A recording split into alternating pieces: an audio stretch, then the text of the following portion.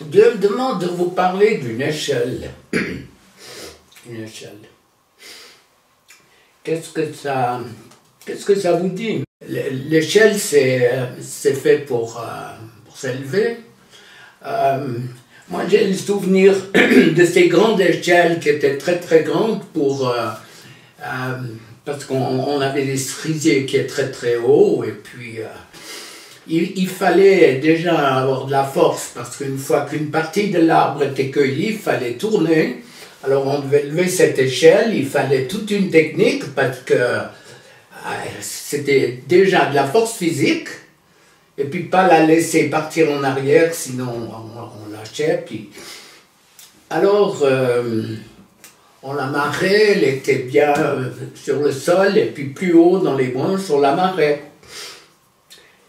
Donc cette échelle, elle est faite pour monter.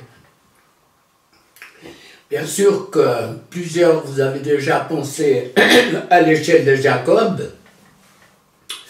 Jacob qui voit les anges qui montent, qui descendent. C'est intéressant, j'ai creusé un tout petit peu. Cette échelle, elle est appuyée sur la terre et puis elle touche le ciel. Donc elle touche le troisième ciel, c'est pas possible autrement. Elle ne peut pas toucher l'univers, elle ne peut pas toucher le monde des ténèbres. Et c'est une relation terre, troisième ciel, présence de Dieu, les anges, les archanges. Et c'est extrêmement intéressant parce que ces anges, ils étaient déjà sur la terre, ils montaient, ils descendaient pas pour venir voir ce qui se passait. Mais ils étaient sur la terre, ils étaient là, on sait qu'ils sont au service des hommes.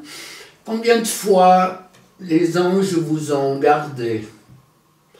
Peut-être tout simplement d'une relation sexuelle qui n'aurait pas été juste. Moi, j'ai beaucoup d'exemples qui vont dans ce sens. Un homme qui me disait, au moment où j'allais commettre l'adultère, ben, tout d'un coup, j'avais plus d'érection, donc...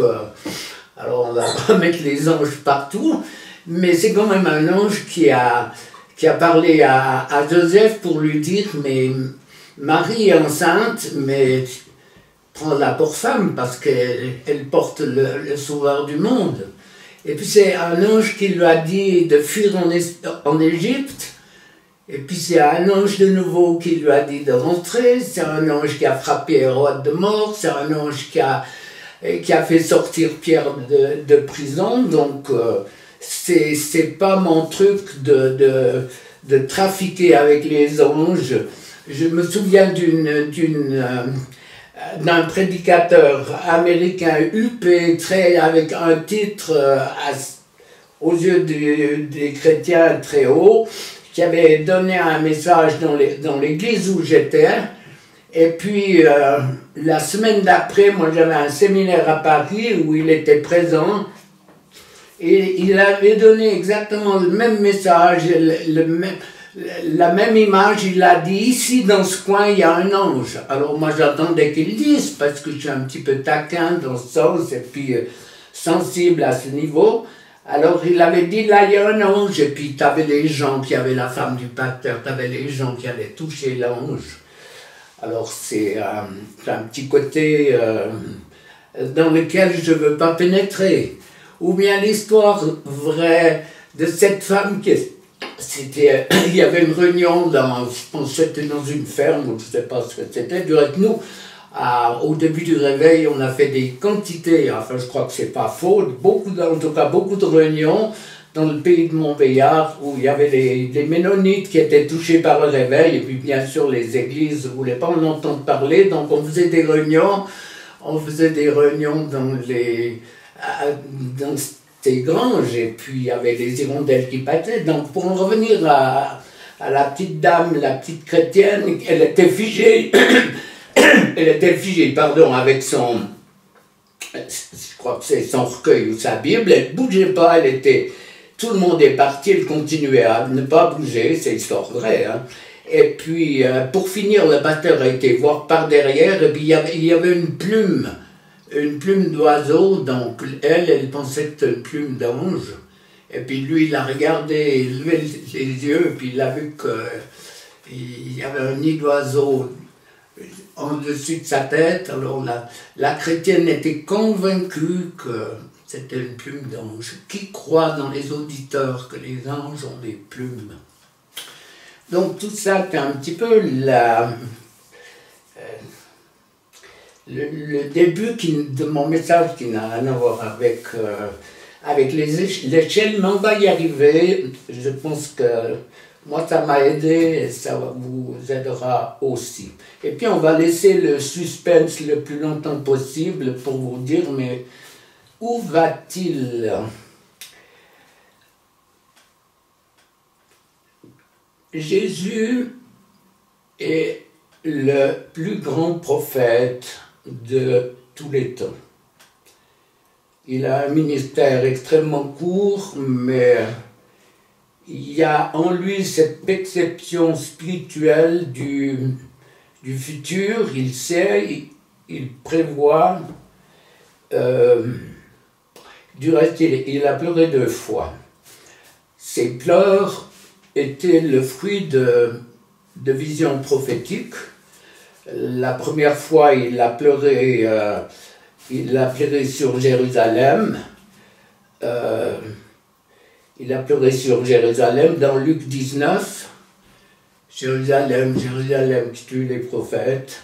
Combien de fois j'ai voulu, mais tu n'as pas écouté, mon message.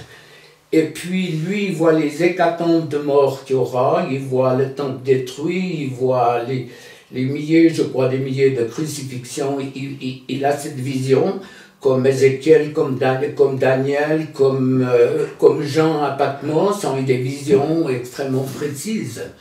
Donc il voit ce qui va arriver à Jérusalem. Et puis l'autre fois qu'il a pleuré, c'est dans Jean 11, au verset 5, il pleure sur Lazare. Moi, dans mes premières années de marche avec Dieu, j'ai pensé qu'il pleurait sur la mort de Lazare, mais ça, c'est pas du tout ça, puisque quelques versets après, ou avant ou après, il dit à ses disciples, Lazare dort, il dort. Donc il savait qu'il n'était pas mort. Donc il ne pleurait pas sur la mort de Lazare. Mais, écoutez-moi, Jésus a eu la vision de ce que nous sommes en train de vivre maintenant. Une apostasie, comme il y a un vent d'apostasie dans l'Église, d'hédonisme, d'humanisme, de syncrétisme, de psychologie dite chrétienne. On fait du yoga chrétien, on fait de l'hypnose chrétienne, on fait toutes sortes de trucs. Il y aura bientôt des échanges de couples chrétiens. On va savoir tout ce qu'on va pouvoir imaginer. Et puis, il y a un laxisme qui est tellement, c'est une plante envahissante où on tolère tout. La dimension du péché, ça n'existe pas. Parler de repentance, c'est désuet, c'est passé. Quelqu'un disait qu'un des apôtres avait dit « Celui qui est de Dieu ne pêche plus ». Et le malin ne le touche pas, donc il a dit « Moi je suis croyant, donc ça, je ne peux pas demander pardon puisque je ne pêche plus ». Ça me paraît assez suffisant, même plus que suffisant. Mais pour en revenir à ce que nous vivons maintenant, une tolérance extrême, où on laisse, il n'y a plus de limites. On ne connaît pas tellement l'Ancien Testament, ce que ça dit. Est-ce qu'on s'est arrêté sur 1 Timothée, 2 Timothée, pour voir ce qui se passerait? Et dans toutes ces mises en garde de la part du Seigneur, c'est toujours souligné, ou en tout cas il y a le point final qui veut dire ceux qui commettent, bien sûr. Commettre, c'est avoir l'habitude de faire ces choses. ils n'hériteront pas le royaume de Dieu. Il y a dans ma traduction nouvelle, Vie nouvelle, ce texte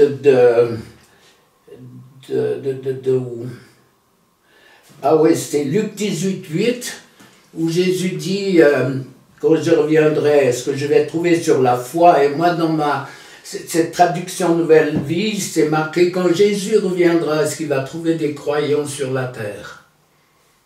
C'est lui qui le dit, donc, en quelque sorte. Alors, ça nous met un petit peu en balançoire entre beaucoup de convection, des milliers, des millions, on s'en réjouit. Et puis, il y aura peu d'élus. Qui parmi ceux qui m'écoutent a un quelconque mérite? Tout est grâce, tout est cadeau.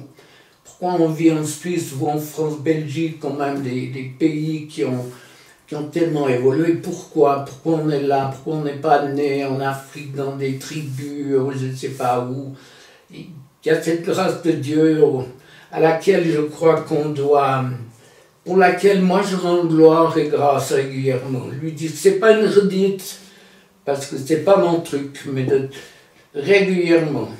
Vous savez, vous connaissez, bien, il ne faut pas qu'il y ait du brouillard ou des nuages, mais je sors de la ferme vers 6h moins quart, 6h, de la maison pour aller bosser un petit peu à la ferme. Je vois les étoiles, je dis, Seigneur, les promesses extraordinaires que tu as fait à Abraham, il a obéi et nous, qui croyons à la délivrance, tu t'es révélé à nous, tu nous ouvres les yeux, tu as changé nos vies. Certainement, nos vies, elles ont été rallongées dans le sens qu'on s'est libérés d'esprit de mort et de toutes sortes de choses qui auraient pu nous frapper. L'ennemi avait des droits, quand il a des droits, il les utilise.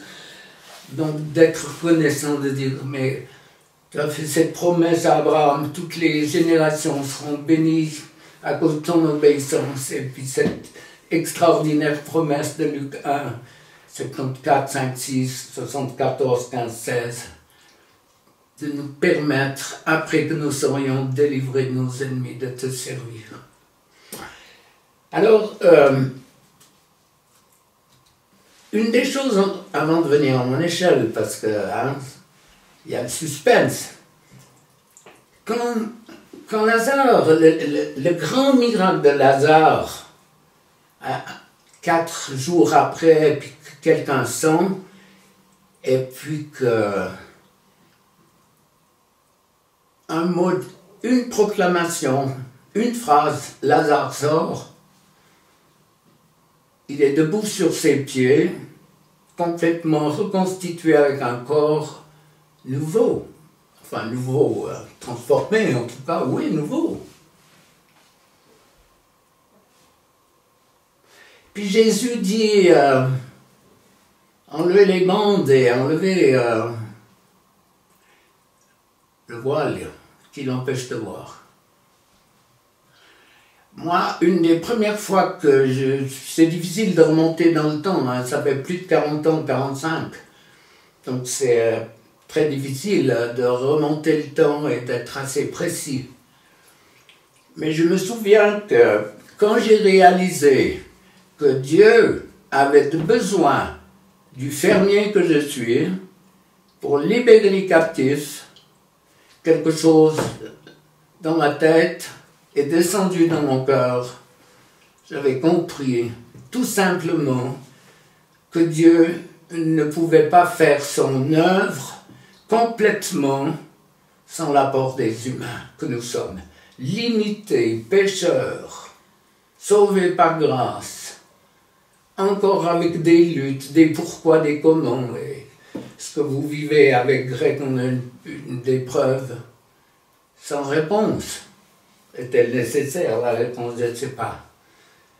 Mais pour moi, c'était ce cadeau de Dieu qui te dit, mon frère, ma soeur, Dieu ne peut pas faire son œuvre d'une manière complète sans toi. sans ta participation. Peut-être ta prière, peut-être un repas offert, un coup d'œil, un regard positif, une parole encourageante. Il n'y a pas besoin de beaucoup. Une parole, une simple parole. Combien de retours j'ai eu après de nombreuses années de personnes qui me disent « Tu m'as donné une parole ». Pour moi, c'est dans les oubliettes. C'est comme si j'apprends quelque chose. Oui, tu m'as donné cette parole. Cette parole, elle a changé ma vie. Une parole, un verset biblique. Les personnes qui étaient venues, soit pour prier, ou que vous avez vu dans des réunions. Donc, je pense que, de nouveau, avant d'arriver à l'échelle, il y a cette prise de conscience de réaliser que je suis assez intelligent, je suis assez grand pour que Dieu puisse m'utiliser. Pourquoi? C'est une question que j'ai posée à de nombreuses personnes. Pourquoi tu te rappelles, mais avec tous les détails possibles, de toutes les erreurs que tu as faites? Parce que ça défile quand les gens viennent. Puis je dis, dis-moi rapidement 2 ou 3 choses positives que tu as faites. Et les gens se raclent la gorge. Et puis souvent ont des difficultés à trouver quelque chose de positif. Donc moi je leur dis, mais c'est impossible. C'est impossible d'avoir eu la longueur de la vie qui est la tienne sans qu'il y ait eu des choses positives. S'il y a du négatif, ça va pas, c'est pas possible. Bien sûr qu'il y a des gens qui ont passé par, je suis placé pour le savoir, j'en ai assez vu, qui ont eu des chemins qui n'étaient pas faciles, mais quand tu parles avec ceux qui ont tiré des 10, 15, 20 ans de prison, toutes les merveilles, les choses extraordinaires qu'ils ont passées, comme ce Russe qui est venu chez nous, avec qui on a parlé, enfin, qu'on a vu dans une réunion à Yverdon, il l'avait mis tout nu par moins 30 ou 40 degrés. Ils étaient sûrs que le lendemain il était mort. Mais il y avait une telle présence de Dieu que la neige et la glace avaient fondu et que notre homme, il avait chaud et il n'est pas mort. Ça c'est la présence, ça c'est Dieu. Ce même homme qui a marié une femme qui vivait en Sibérie, et puis comme bébé on l'avait exposé, peut-être par inadvertance, elle avait été en contact avec le froid trop longtemps, elle avait une partie de son cerveau qui avait été touchée, et puis elle était analphabète, elle ne pouvait pas lire, et puis dans une réunion, elle a accepté une Bible, et puis tous les soirs, elle mettait sa Bible sous son oreiller, et elle pleurait, en disant, Seigneur, toutes tes richesses, tout est là, je ne sais pas lire. Et puis une nuit, un ange est venu la trouver. Ben voilà, de nouveau un ange est venu la trouver. Et puis il a commencé à lui expliquer qu'un mot, une lettre après une autre, ça donnait ça, ça donnait ça, ça donnait ça. Et puis au fur et à mesure, après je ne sais plus combien de séances d'école, avec un maître qui s'appelle le Saint-Esprit, cette femme a pu lire couramment. Et puis, bien sûr, elle pouvait alors pas lire les journaux, elle pouvait lire que la Bible. Mais on a un Dieu, frères et sœurs, qu'il faut qu'on... Moi, je dis, est-ce qu'on ne doit pas redécouvrir le Dieu de Jésus-Christ d'une manière encore beaucoup plus grande? Mon échelle. On va lui donner un nom, cette échelle. C'est la confiance. Ça va? Voilà, la confiance. Bon, elle est courte, hein? Elle est très très courte. Je pense 1, 2, 3, 4, 5, 6, 7, 10, 15. Moi, je pense que les échelles que j'ai vues, elles avaient en tout cas 1 voire 2 fois la longueur de celle-ci. En tout cas, doublé, même plus que doublé. Donc, cette échelle qui s'appelle la confiance. Vous avez combattu pour Greg. La confiance était en haut. Peut-être la confiance, elle a fluctué en fonction des réponses. Et puis, tout d'un coup, la page se tourne et puis notre foi en la confiance, elle lâche. On se retrouve en bas. La confiance, elle est totale, elle reste. Mais la désillusion nous met pas par terre, mais nous enlève d'une position de victoire. Pas si vous me suivez, hein, parce qu'il y a une perle là. Donc, cette confiance, il faut la reconstruire. Comprenez bien mon terme, la reconstruire. Il faut regravir l'échelle de la confiance. La confiance, elle n'a pas changé. La confiance, c'est celle qu'on met en Dieu. Elle est intacte, je sais. Mais la blessure, l'issue, fait que quelque chose est descendu dans pas dans ma relation avec Dieu, il y a beaucoup de choses, mais l'ennemi profite de ça pour essayer d'amener des tas de pensées. On aurait dû, il aurait fallu, toutes sortes de choses qui fait qu'on descend et que ça ne sert à rien du tout. Et cette échelle, vous pouvez l'utiliser dans beaucoup de secteurs. Les promesses qu'on nous fait, peut-être des prophéties reçues par Hervé, et puis on les a peut-être mal perçues, on les a pas priées, on les a pas partagées avec des pasteurs, des leaders ou des personnes qui sont capables d'aider pour dire oui, mais regarde là, il y a une condition, elle est extrêmement subtile, elle est mince, mais peut-être que c'est là où il faut recommencer.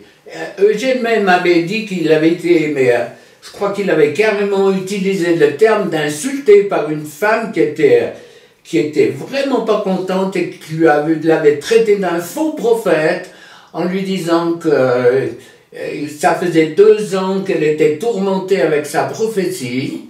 Et puis Eugène lui a dit, mais est-ce que tu l'as enregistrée, la prophétie? Il dit oui. Il dit, réécoute-la attentivement et tu pries. Et le jour après, où il était pour une réunion pour plusieurs jours, cette femme est venue lui demander pardon pour lui dire que j'avais complètement tordu le sens de cette parole prophétique. Donc, tout prophète n'est pas parfait. L'esprit des prophètes est soumis aux prophètes. C'est une des raisons pour lesquelles Hervé dit toujours, partagez mes paroles, montrez-les, enregistrez-les, pour que l'ennemi ne vienne pas vous faire monter l'échelle dans une mauvaise compréhension, et puis tout d'un coup, cet ennemi, plus on est haut, plus ça fait mal si on descend. Donc, c'est comme ça. Si je reprends mon exemple de l'échelle, quelqu'un qui a le vertige, il va peut-être monter 1 mètre, 1,50 m, et puis ça va s'affoler en lui. C'est pas la faute de l'échelle de la confiance, il a confiance en Dieu, mais il a un problème. Je ne sais pas s'il est physique, je ne sais pas à quel niveau il a ce problème, mais il peut pas aller jusqu'en haut à cause d'un problème qu'il doit régler. Et c'est une des raisons pour lesquelles, tout à l'heure dans la délivrance, quel que soit ton problème, que tu sois à 1 mètre ou à 1,50 m de ton échelle, ça peut être la pornographie, ou ta confiance en Dieu qui veut t'en sortir, mais le fait est que tu retombes, tu tiens quelques jours, mais tu retombes, donc ton problème s'appelle l'impureté, et cet esprit doit être chassé pour que ensuite tu sois libre d'aller jusqu'en haut de l'échelle, qui cette échelle, vous avez bien compris, elle nous mène dans la présence de Dieu.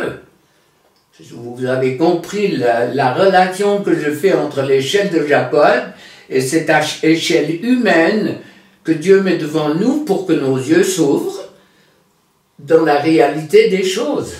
De ne pas nous contenter de la médiocrité et puis de dire, bon, je monte quelques échelons et puis j'aurai la vue où je pourrais manger quelques cerises. Mais les meilleures cerises, elles sont toujours au-dessus. Pourquoi? Parce que la facilité, on monte les premiers échelons et on prend les premières cerises. Et puis les dernières, elles vont pour ceux qui n'ont pas le vertige, elles vont pour ceux qui sont audacieux et c'est pas toujours facile de les avoir. Mais ça, c'est au plan humain. Avec Dieu, tout est possible. Maintenant, tu peux mettre toute la liste possible de tes problèmes, l'angoisse, la peur. Hein? Est-ce que c'est pas quelque chose qu'on est en train de vivre dans ces temps de pandémie où les gens sont angoissés et paniqués? Il y a un psy qui est un auditeur là, et il sait très bien de quoi je parle. Il commence à y avoir une forme de psychose, d'angoisse, de crainte. Et comme moi, vous avez certainement vu ou entendu des reportages de médecins et d'infirmières qui disaient il y a des personnes qui sont mortes de peur et d'angoisse. Quand on parle de délivrance, quelqu'un qui a un esprit de mort et de meurtre, eh bien, la porte est grande ouverte pour que cet esprit le frappe. Bien sûr que vous me direz, ouais, mais Dieu donne des limites. Bien sûr, Dieu donne des limites. Mais Dieu donne aussi des limites pour nous dégager des erreurs qu'on a faites. Et j'en veux pour preuve quelque chose que j'ai vécu la semaine passée. La semaine passée, c'est il n'y a pas 50 ans.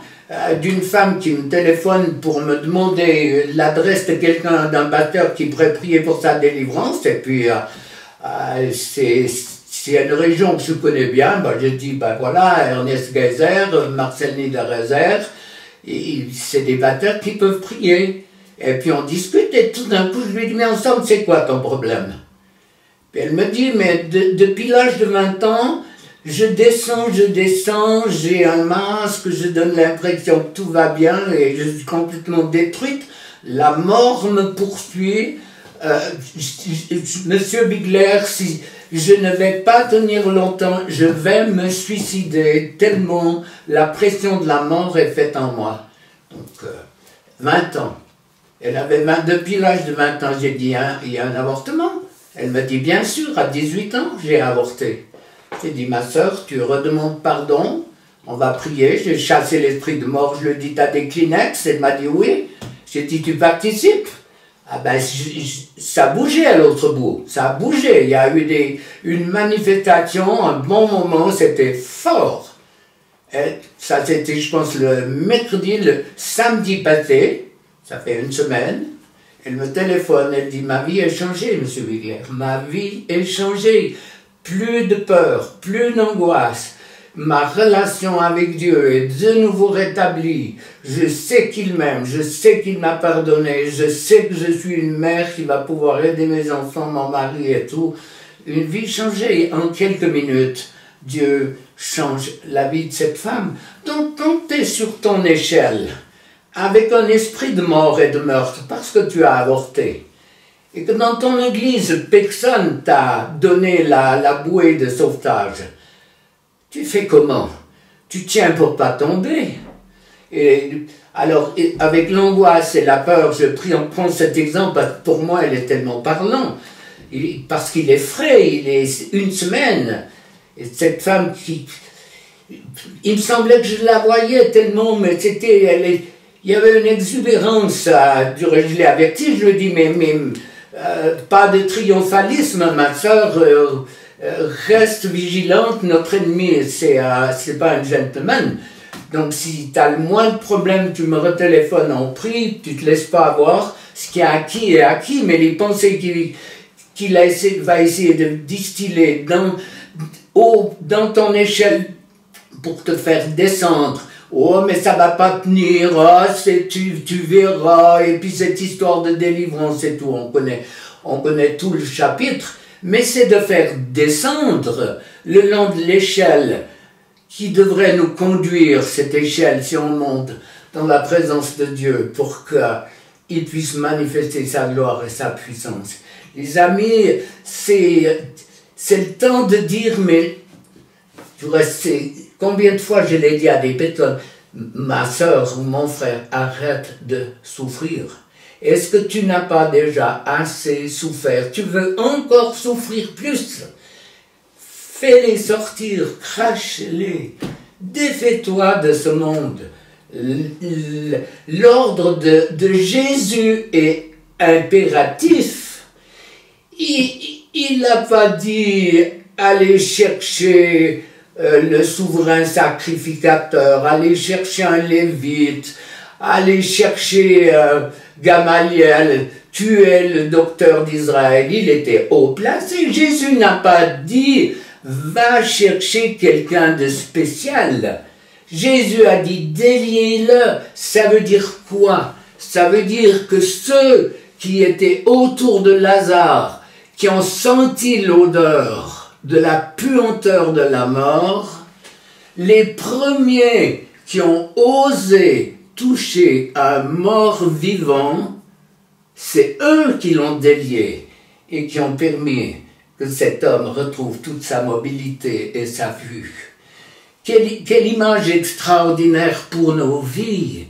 Dieu veut ta mobilité dans le monde dans lequel on vit. Dieu veut ta mobilité spirituelle conjuguée avec ta marche terrestre. Dieu veut enlever tout ce qui t'aveugle et tout ce qui est, en somme, prescrit, c'est pas prescrit, mais tout ce qui est prophétisé dans les églises de l'Apocalypse, un collier pour que tu vois, pour que tes yeux s'ouvrent sur la grandeur et la beauté de ce maître qui t'attend et qui dit déliez-le. Pas de professeur de théologie, pas de diplôme. Bien sûr que on crache pas dessus, c'est pas mon langage, vous me connaissez assez, on a besoin d'eux. Merci pour tous les docteurs de la loi qui nous enseignent, tous ces enseignants, on en a besoin. Mais Dieu a besoin de nos mains pour toucher la mort spirituelle, la puanteur du péché, et pour enlever ces bandes qui soient là. C'est impératif. La parole de Jésus, elle est impérative. Déliez-le, laissez-le aller. Est-ce que c'est pas... C'est simple? Pour moi, c'est simple. Il faut croire. Il faut grimper toujours plus dans cette compréhension et pas se laisser voler par tout ce que l'ennemi essaye de mettre dans ta tête pour que tu arrives. Tu peux le faire d'une manière personnelle, tu peux le faire d'une autre manière aussi. Alors, moi je pense que c'est bien qu'on prie, mettre notre confiance. Alors il y a un verset là, je le cherchais, c'est Ésaïe 30, verset 15. Votre seule force, c'est de rester tranquille et de mettre votre confiance en moi. Ésaïe 30, 15. Votre seule force, c'est de rester tranquille. Ça ne sert à rien de s'agiter sur l'échelle, parce que tu auras des problèmes. Mais de mettre la confiance dans l'échelle qui est plantée, qui a une base extrêmement solide, mais qui touche le ciel pour avoir cette relation avec lui. À partir de quand tu gravis cette échelle, les amis, il y a tellement de choses éphémères auxquelles tu ne veux même plus regarder ou toucher. Les choses changent. Tu es connecté sans devenir super spirituel, tu restes, hein, tu restes qui tu es, mais il y a quelque chose qui se passe dans une relation extraordinaire avec ce maître, une prise de conscience de sa parole, comme s'il nous ouvre les yeux sur des textes inconnus. Bon, je l'ai dit tout à l'heure, ça c'est une erreur de parcours de croire qu'il pleure sur Lazare, alors que 3 versets avant il dit il dort. Donc voilà. Alors c'est vrai que souvent on interprète la parole qui nous convient. Ça, je pense qu'il y a une forme de... C'est assez légitime. On aime bien que ce qu'on pense, qu'on croit soit en adéquation avec ce qu'il dit. Mais quand il dit un peu le contraire, les amis, c'est le bon moment de les laisser agir. Alors, on va prier et puis j'espère que vous avez compris mon exemple de l'échelle. L'ennemi veut nous faire descendre le plus possible. Dieu veut qu'on grandisse. Et uniquement les pensées que l'ennemi peut mettre dans notre tête, parce que c'est rare si les chrétiens écoutent leurs pensées, ils écoutent, ou celles de Dieu en tout cas pas beaucoup, mais ils écoutent leurs pensées, et les pensées de l'ennemi, donc automatiquement ça les fait descendre l'échelle.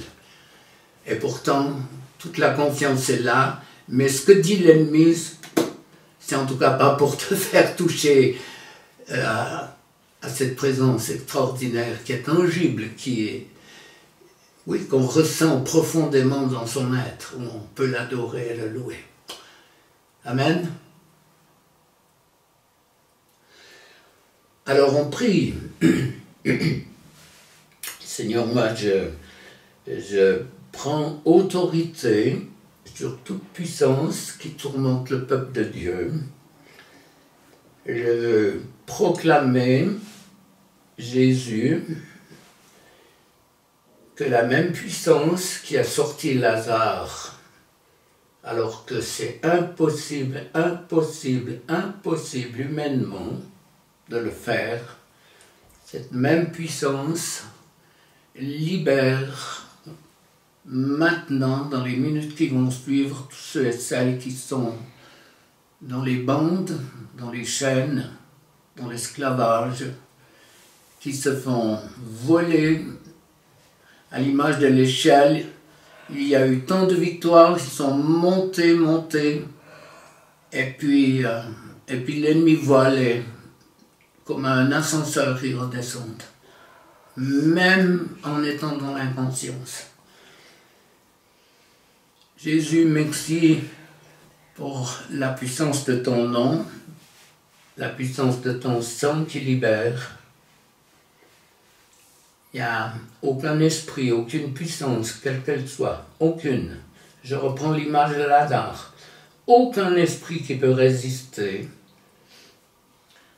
à la puissance de ce nom. Ennemi, tu as été dépouillé de ton pouvoir à la croix. Jésus nous l'a délégué. Il a dit dans les actes, vous recevrez une puissance et vous serez mes témoins. Témoin de ton œuvre parfaite, témoin de la puissance qu'il y a derrière la croix, derrière l'obéissance. Père, on ne te dira jamais assez merci d'avoir accepté d'envoyer Jésus. Jamais assez merci. Pour ce temps, toutes ces années où tu as été privé d'une présence directe.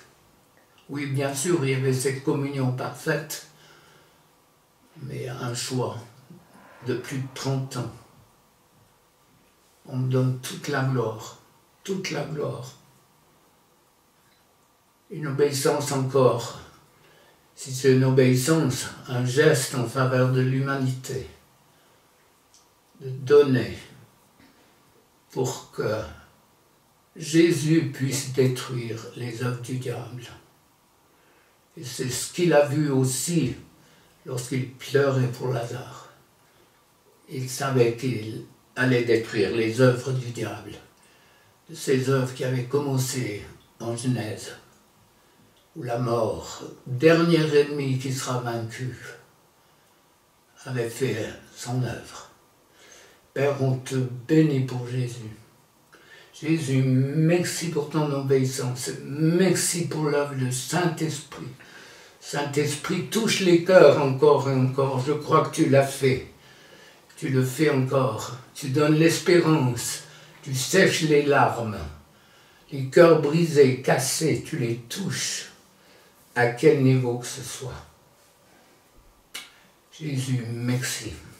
Ennemi, tu es lié dans le monde spirituel. Je brise tes droits, ton pouvoir, et je délie mes frères et sœurs de tes droits légaux par rapport à leurs péchés ou ceux des pères. Tous ces droits, ces alliances de sang, société secrète, tout ce qui a été fait dans les ténèbres.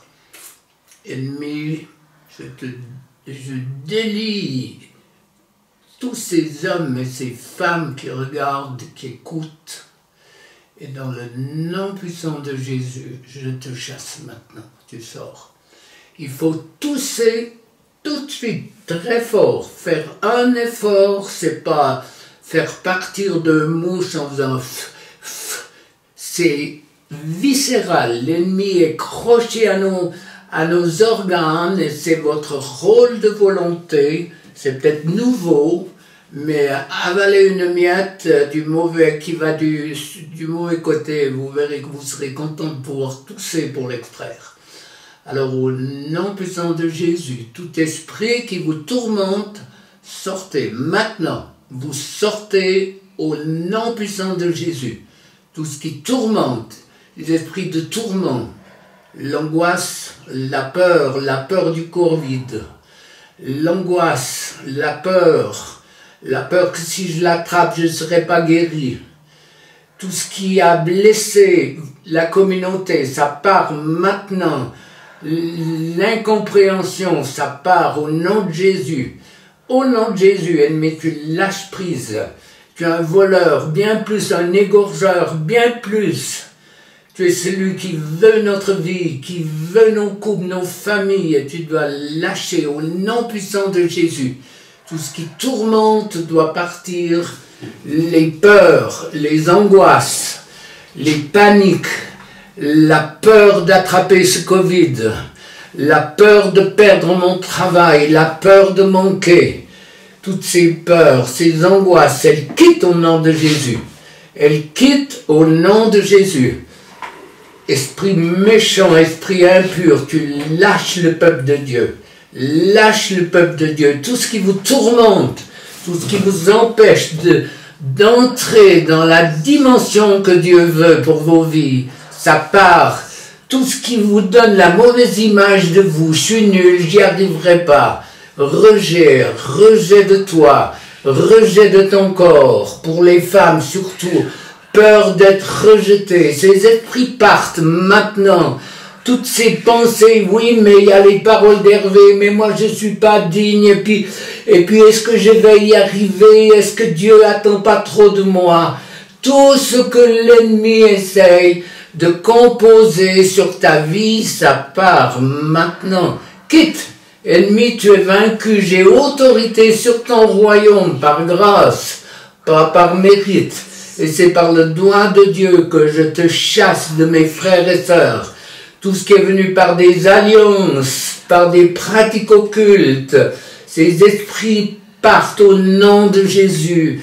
Toute forme de choc émotionnel, ça part. La désillusion, la peur ou la crainte, est-ce que Dieu m'entend? Est-ce que Dieu va répondre? Tout ce qu'il essaye de composer sur nos vies, ces esprits sortent. Maintenant, ça part. Cette mauvaise image que tu as de toi, tout esprit quitte, ennemi, tu lâches, c'est plus ta maison, lâche le peuple de Dieu, tu lâches le peuple de Dieu. Fonctionner, les amis, c'est déterminant, c'est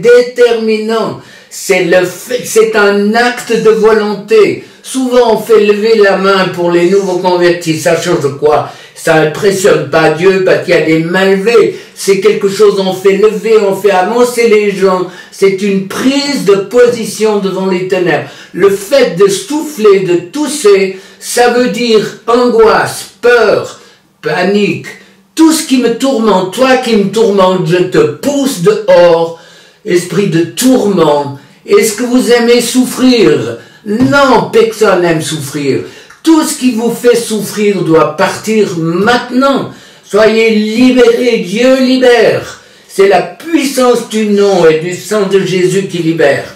Merci Seigneur, toutes les craintes, les peurs, la désillusion, tout ce qui est sur cette échelle qui essaie de te faire redescendre pour perdre la bénédiction. C'est pas pour te couper de Dieu, mais c'est pour te faire perdre tes bénédictions. C'est tout simplement ça que l'ennemi essaye de faire, de te rendre vil, de te rendre indigne, de te rendre pas possible.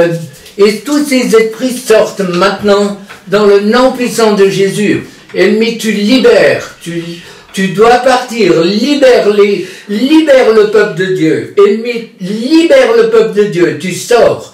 J'ai autorité sur ton royaume, mais tu dois partir. Merci pour ta main agissante, Saint-Esprit. Pardon. Merci pour ta main agissante. Tout ce que l'ennemi vous a volé, maintenant, reprenez-le. Ennemi, restitue tout ce que tu as volé au peuple de Dieu. La paix, la joie, une sensibilité nouvelle, l'amour.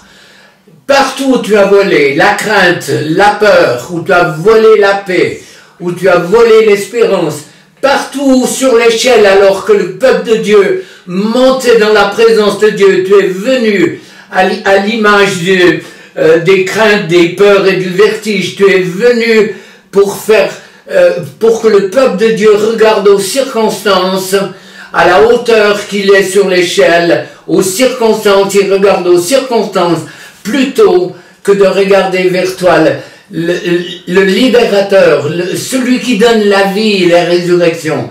Dans le nom de Jésus, tout ce qui vous tourmente part. Ennemi, tu pars, tu lâches, tu es vaincu. Merci Seigneur, merci Jésus. Ça va, peuple de Dieu? Vous êtes vivant, bien s'il faut, comme Lazare, dire, ça va, il y a des pouces qui se lèvent. Là, moi je ne vois plus rien.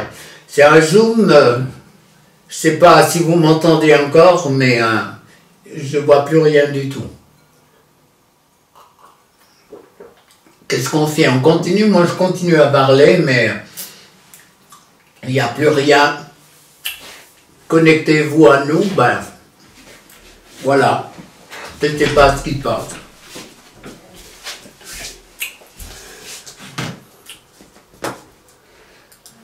Ah, voilà. C'est l'homme à tout faire. Vous êtes magnifique, vous avez bien craché. On continue encore, Vincent et où? Mais que de monde. Ah. Dieu est amour, c'est vrai. Ça va?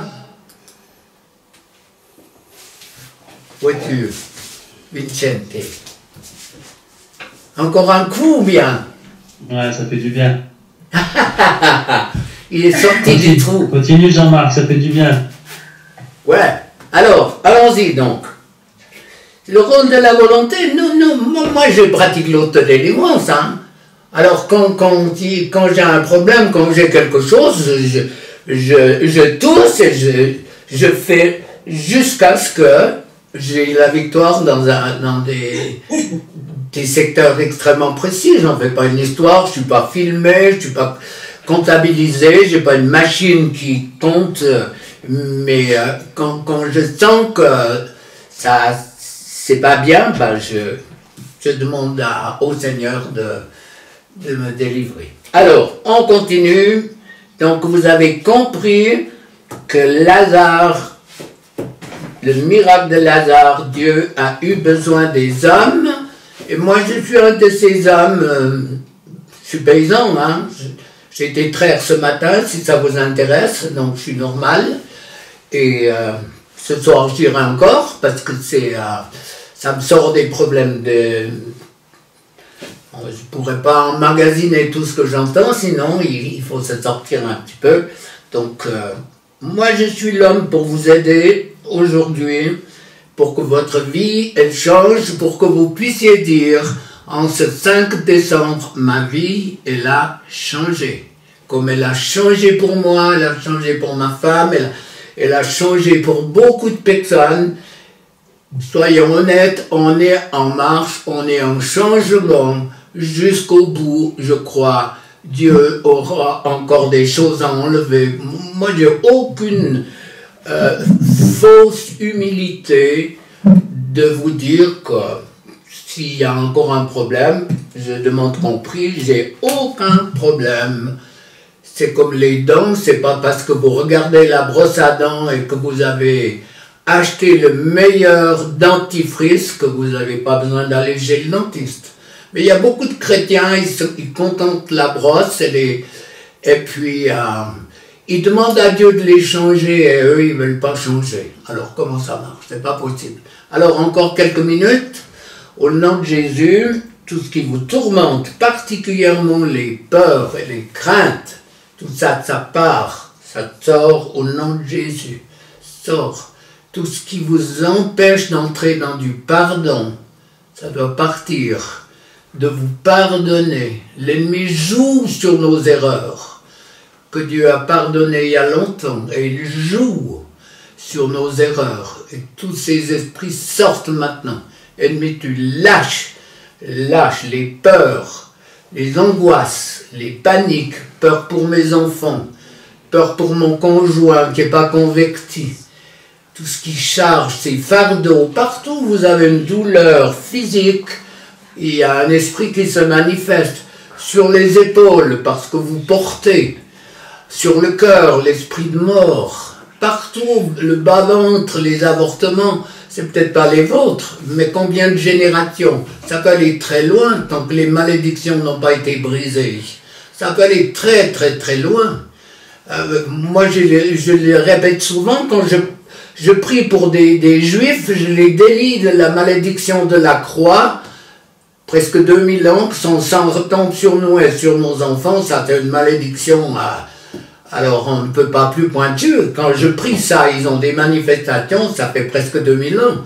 Donc pas d'utopie, les amis. Ce qui a été fait dans les générations, ça va des fois très très loin. Et puis ça revient. Pourquoi ça revient? Ben, c'est pas moi qui peux vous l'expliquer. Mais au fur et à mesure où vous grandissez avec Dieu, l'ennemi n'est pas content, donc il va utiliser les droits qu'il a pour vous mettre dans des situations difficiles. Alors je prie encore 2-3 minutes et puis après je vous laisse dans la main des psychiatres. Ça rigole, hein? C'est parce que j'ai vu madame, la sœur de Boise, que j'ai dit ça. Hein? Mais j'en envoie. J'ai aucun problème, j'en vois des fois des personnes qui ne dorment pas, qui sont suicidaires, je leur dis, mais allez trouver un médecin qui va vous donner un tranquillisant. Il n'y a aucun, je le fais, je l'écris et je le dis. Alors, 3 minutes, mais fonctionnez. Au nom de Jésus, tout esprit qui vous tourmente doit partir. Dans le nom de Jésus. Tout ce qui vient de génération en génération. Tout ce qui a été fait dans le passé, ces esprits sortent, les sociétés secrètes, francs-maçons, Rose-Croix, Rosicruciens et autres, bahaïstes, il y a tellement de choses, ces esprits sortent, tout ce qui a été fait lorsque vous avez été en contact avec des guérisseurs, qui est venu sur vous, ces esprits doivent partir, tout droit de l'ennemi, des avortements, les vôtres, la pilule du lendemain, s'il y a eu conception, bien sûr, et je ne sais pas qui le sait, c'est mieux de prier, mais dans le nom de Jésus, tout ce qui est venu à cause de vos erreurs par ignorance, bien sûr, ces esprits doivent partir, tout ce qui est par héritage, particulièrement la sorcellerie, les malédictions, les alliances de sang, les pactes de sang, ces esprits sortent. dans le nom puissant de Jésus. Merci Saint-Esprit, tu manifestes ta gloire et ta puissance et tu continues d'agir. Remplis les temples, les maisons que nous sommes.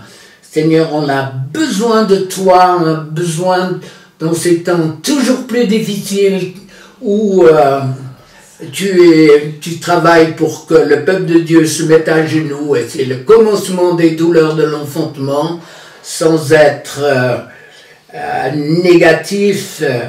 Ce que j'ai dit concernant tout ce qui pénètre l'Église, tout ça, moi je vous délie de tout ce qui ne correspond pas à la parole de Dieu, de toutes sortes de thérapies qui ne sont pas de Dieu, l'hypnose chrétienne, le yoga chrétien, ça, au nom de Jésus, moi je vous délie de tout ce qui n'est pas de Dieu, dans le nom puissant de Jésus. Saint-Esprit, tu remplis,